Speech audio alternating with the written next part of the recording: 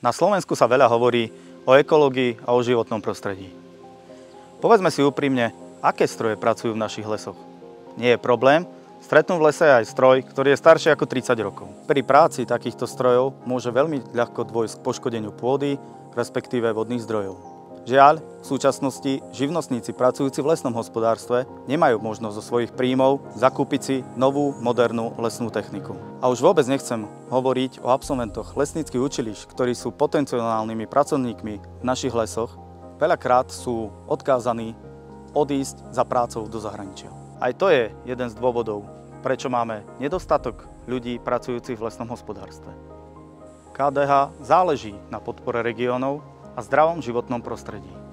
Je pre nás dôležité, aby sme vytvárali pracovné miesta v lesoch a aby rodiny ostávali spolu. Preto je potrebné sprístupniť podporu čerpania prostriedkov z Regionálneho fondu rozvoja vidieka, aby sa o tieto fondy mohli zaujímať aj drobní živnostníci pracujúci v lesnom hospodárstve.